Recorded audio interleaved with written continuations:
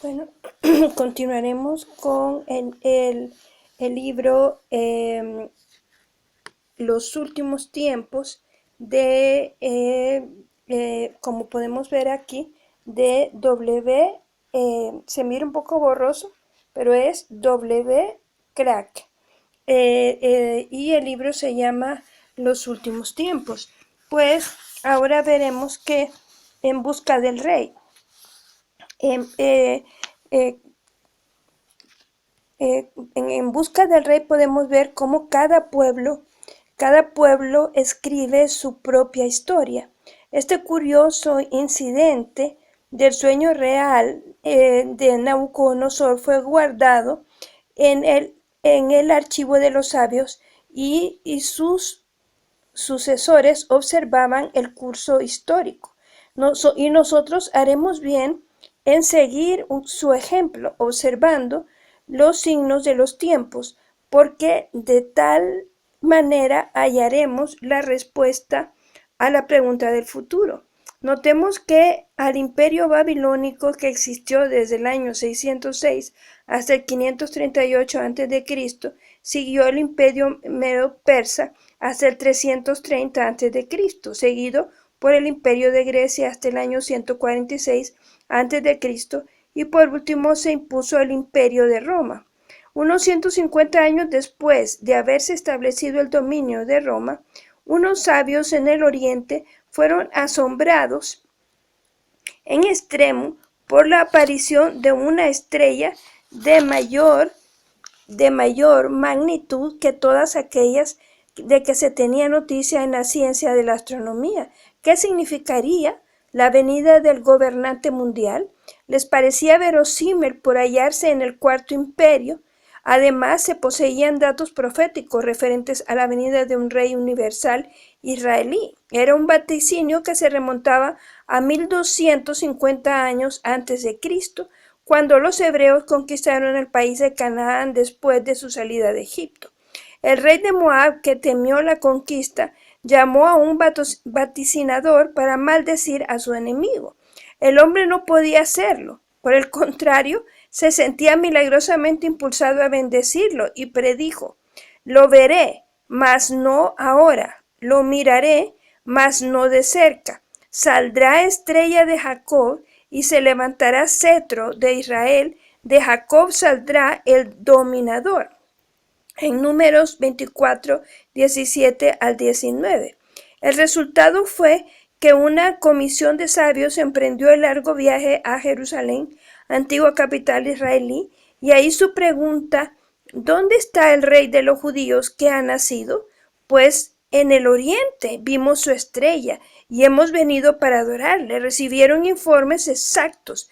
Los escribas, que conocían perfectamente las escrituras sagradas, esto podemos encontrarlo en Mateo capítulo 2, versículo 2 y Mateo capítulo 2, versículo 5. En Mateo 2, 6 dijeron: en Belén de Judea, porque un profeta escribió así 600 años atrás: y tú, Belén, de la tierra de Judá, no eres la más pequeña entre los gobernantes de esta tierra, porque de ti saldrá un jefe que cuidará a mi pueblo Israel. Los peregrinos siguieron su viaje con alegría hacia Belén, y al entrar en la casa, en Mateo 2:11, vieron al niño con María su madre. Entonces se arrodillaron y adoraron al niño. Luego abrieron sus cajas y le regalaron oro, incienso y mirra. Acertado. Habían encontrado a la persona en cuestión, pero note bien, no era todavía el tiempo indicado por la profecía, cuando la piedra cortada se convertiría en un gran monte. Tenían que pasar aún muchos siglos. La profecía indicaba primeramente el fin del Imperio Romano, que desapareció en el año 395 de nuestra era, y luego la continuación en forma de varios pueblos hasta en los postreros días. Solo después de esto vendría el reinado universal expresado por el monte que llenaría la tierra entera. Dos épocas en la estrategia del Divino Redentor. la persona que se encargó de llevar la paz al mundo lo efectuó en dos diferentes épocas, una de amor y gracia y otra de justicia. Esto es exactamente lo que la Biblia nos dice acerca de Jesucristo y sus dos oficios de Salvador y Juez de los hombres, tal como había sido predicho muchos siglos antes de su primera venida en Belén. Había sido predicho todo lo que atañe a su persona, su vida y su obra en numerosos textos, su muerte y encerramiento y enterramiento con todos los detalles, su resurrección y ascensión. Casi era imposible que se cumpliesen tantos detalles en una sola persona. No obstante, todos han sido cumplidos en Jesucristo. Por tanto, en la persona de Jesucristo tenemos la afirmación divina de la veracidad del contenido de las Sagradas Escrituras, la Biblia. Él mismo lo ha dicho, son las Escrituras las que en el Evangelio Juan 5:39b, las que hablan de mí. De esto resulta razonable la seguridad que tenemos con respecto a su obra redentora para el mundo y de que Él vendrá por segunda vez. Efesios 1:20 al 22. Por haber cumplido en su humillación la primera parte de su cargo, como Cordero de Dios que quita el pecado del mundo, el Señor Jesucristo tiene el derecho de llevar a efecto la segunda parte como juez divino, que borrará toda iniquidad del mundo antes de instalar su reino de paz en nuestra tierra. Este es el pensamiento predominante a través de toda la Biblia.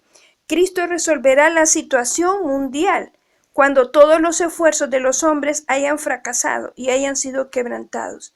Cuantiosos pasajes prometen la segunda venida de Cristo a fin de cumplir su doble misión de Salvador y Juez del mundo. Él mismo lo afirmó en el interrogatorio ante el Senado Supremo de los judíos a la vista de la sentencia de pena capital. A la pregunta decisiva del presidente, el sumo sacerdote, en el nombre de Dios viviente, te exijo que digas la verdad. Dinos si tú eres el Cristo, el Hijo de Dios. Jesús le respondió, sí, lo soy, como tú lo dices. Y también os digo que vais a ver al Hijo del Hombre sentado a la derecha de Dios, poderoso y viniendo en las nubes del cielo.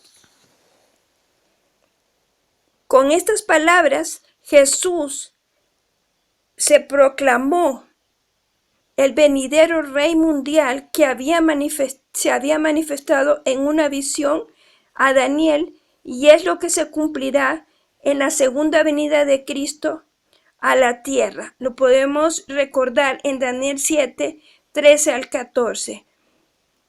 Y continuamos, veamos de nuevo el libro de Daniel. En el capítulo 7, el profeta da la descripción de otra visión, en la que vio un mar muy turbulento, del cual subían sucesivamente 4 grandes bestias, semejantes a un león, un oso, un tigre, y la cuarta bestia era espantosa y terrible y tenía 10 cuernos. Eso está en Daniel 7:2 al 7.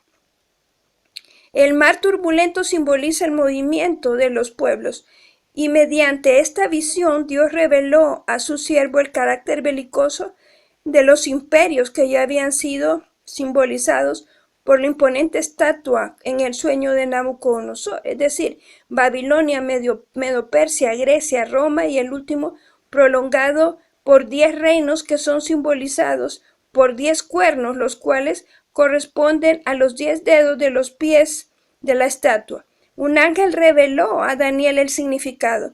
Estas 4 grandes bestias son 4 reinos que se levantarán en la tierra, y los 10 cuernos significan que de aquel cuarto reino se levantarán 10 reyes, y tras ellos se levantarán otro.